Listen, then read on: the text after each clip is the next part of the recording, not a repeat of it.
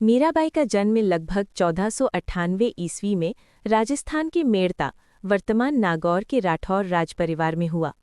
उनके पिता रतन सिंह राठौर एक वीर और धर्मपरायण राजा थे। राजमहल में वैभव, शौर्य और परंपरा का वातावरण था, परंतु इस राजसी परिवेश में जन्मी मीरा का हृदय प्रारंभ से ही किसी अलौकिक प्रेम की ओर झुका हुआ था। बाल्यावस्था में ही उनकी आंखों में एक अनोखी चमक दिखाई देती थी। वे खिलौनों से अधिक मंदिर की घंटियों और भजन कीर्तन में रुचि लेती।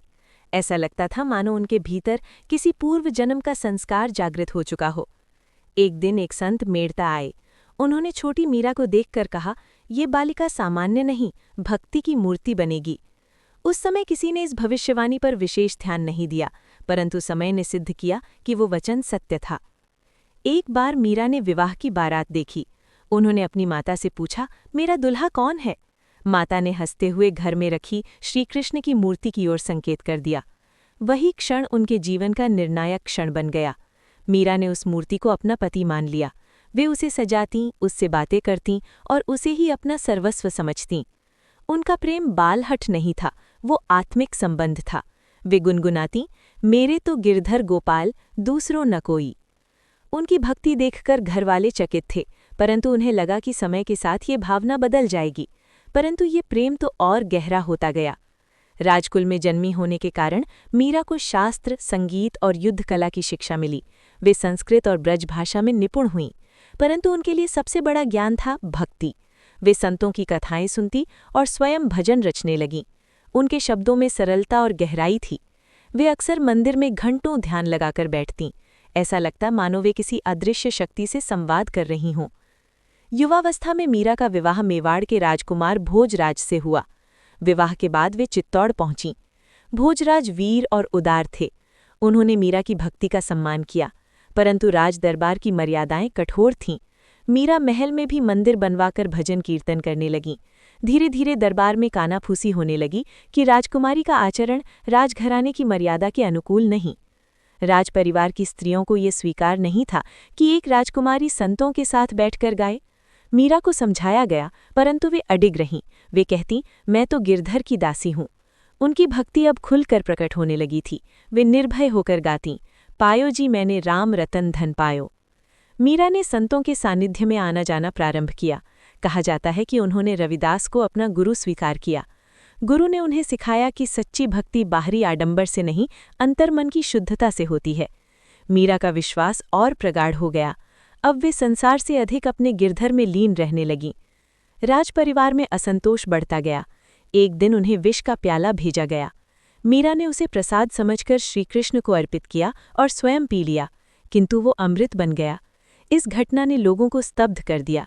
मीरा का विश्वास अडिग था, जो कुछ भी होता है मेरे श्याम की इच्छा से होता है। एक अन्य कथा के अनुसार उन्हें फूलों की टोकरी में विषैला सांप भेजा गया, परंतु जब उन्होंने उसे खोला तो उसमें सांप के स्थान पर श्रीकृष्ण की मूर्ति या पुष्पमाला मिली। ये चमत्कार उनकी भक्ति की शक्ति का प्रतीक माना गया। कुछ समय बाद भोजराज का निधन हो गया। मीरा विधवा हो गईं। उस समय विधवा का जीवन अत्यंत कठोर था। सती प्रथा का दबाव भी था, परंतु मीरा ने स्पष्ट कहा, मैं पहले ही श्रीकृष्ण की हूँ। उन्होंने सती होने से इनकार किया और भक्ति में और डूब गईं। लगातार अपमान और विरोध से तंग आकर मीरा ने चित्तौड़ छोड़ने का निर्णय लिया। वे साधारण वस्त्र पहनकर निकल पड़ी। अब उनका जीवन एक सन्यासिनी की तरह था। उनका एकमात्र सहारा था उनकी वीणा और गिरधर गोपाल। मीरा वृंदावन पहुंची। वहां का प्रत्येक कण उन्हें श्रीकृष्ण की लीलाओं की याद दिलाता। कथा है कि जब एक साधु ने उनसे मिलने से इनकार किया क्योंकि वे स्त्री थीं, तो मीरा ने उत्तर दिया, वृंदावन में तो एक ही पुरुष हैं, श्रीकृष्ण। ये उत्तर सुनकर वो साधु लज्जित हो गया। वृंदावन के बाद मीरा द्वारका पहुंची। ये वही स्थान माना जाता है जहां कृष्ण ने राज्य किया। द्वारका में उन्होंने पूर्णतः भक्ति को समर्पित जीवन जिया।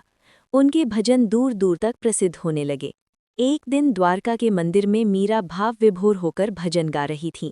कहा जाता है कि वे श्रीकृष्ण की मूर्ति में समा गईं। जब मंदिर के द्वार खुले तो केवल उनकी साड़ी मूर्ति में लिपटी मिली। मीरा भक्ति आंदोलन की प्रमुख संतों में गिनी जाती हैं।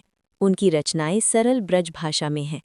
उन्होंने स्त्री स्वतंत्रता और आत्मिक प्रेम का संदेश दिया। उनकी वाणी ने समाज की रूढ़ियों को चुनौती दी। आज भी मीरा के भजन मंदिरों, घरों और संगीत मंचों पर गाए जाते हैं। उनका जीवन ये सिखाता है कि सच्चा प्रेम निर्भय होता है। मीरा ने सिद्ध किया कि ईश्वर प्रेम के आगे संसार की बाधाएं तुच्छ हैं। उनकी गूंज आज भी सुनाई देती है, मेरे तो गिरधर गोपाल, दूसरों न कोई। इस प्रकार भक्ति, साहस और समर्पण की ये कथा युगों युगों तक मानवता को प्रेरित करती रहेगी।